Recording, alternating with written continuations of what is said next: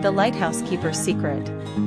On the edge of a rugged coastline, where waves crashed like thunder against jagged rocks, stood an old lighthouse. For over a century, it had guided ships safely through stormy nights. The villagers said it was haunted, but for the last 25 years, it had been home to only one man, Thomas Gray, the lighthouse keeper. Thomas was a quiet man with silver hair and a weather-beaten face. He rarely came into town, except to buy supplies or send letters. No one knew much about him.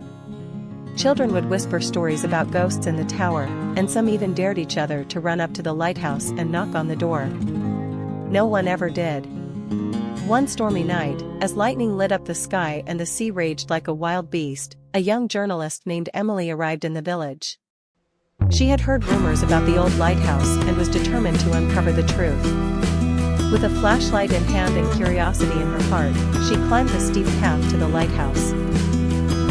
To her surprise, Thomas answered the door and, after a long moment of silence, invited her in. The inside was filled with nautical maps, old journals, and faded photographs.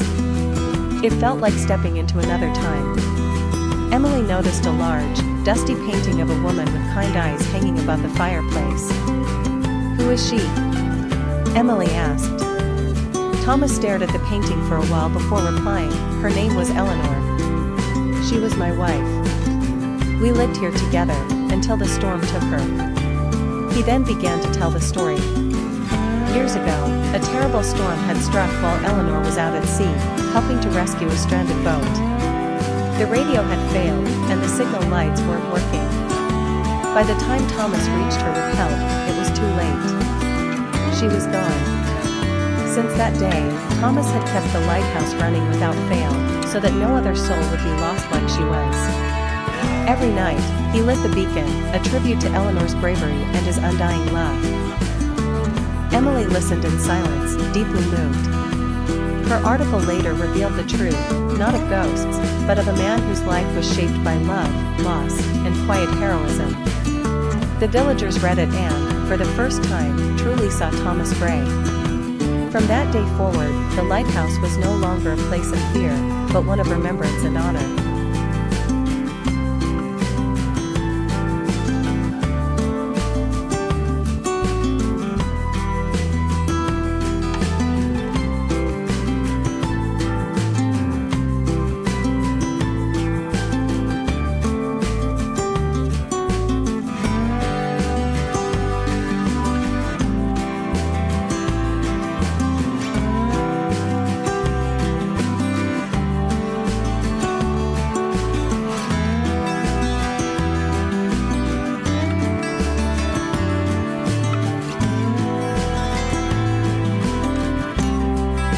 Lila stayed in Elmridge. She never stopped visiting the tree in the forest. She never took down the photo of her laughing, framed on her mantle. And Elias, he became renowned, his photos gracing galleries around the world. But none ever meant as much as the one he took that autumn. 10 years later, on a quiet October morning, Lila heard the library door creak open. She looked up, and there he was. A little older. A little tired. But his eyes, still the same. "Still looking for something?" she asked, barely breathing. He stepped closer. "I finally found it." And just like that, autumn whispered its echo again, soft, warm, and full of the love that time could never erase. The echoes of autumn. In the quiet town of Elmridge, where leaves painted golden trails each autumn and time seemed to slow with the rhythm of the falling wind, lived a girl named Lila. She was a librarian, content with the company of books, quiet mornings, and the rustle of pages more than conversations. Her world was soft and still, until he arrived. Elias was a photographer from the city, escaping the noise and heartbreak that haunted him. He came to Elmridge searching for inspiration, chasing light, and unknowingly walking straight into Lila's story. Their first meeting was ordinary. He wandered into the town library on a rainy afternoon, his camera slung around his neck, droplets clinging to his jacket. Lila glanced up from her desk, her eyes meeting his. There was a flicker, brief, yet deep enough to leave an imprint. "Looking for something?" she asked softly. Maybe, he replied, smiling. Something I haven't found yet. Over the next few weeks, Elias returned daily. At first, he browsed aimlessly. But soon, he asked about poetry, then photography books, then old maps of Elmridge. Lila recommended, explained, and listened. Conversations grew from minutes to hours, and the silence between them started to feel like understanding rather than distance. One crisp afternoon, Elias invited her for a walk. The forest was painted with amber, red, and rust. He showed her how the light filtered through the branches, how the world could be framed in different angles. She showed him her favorite tree, where she used to read as a child. And there, beneath the canopy of fading gold, he captured a photo of her laughing, her hair wild in the wind, her eyes shining. It became his favorite photo.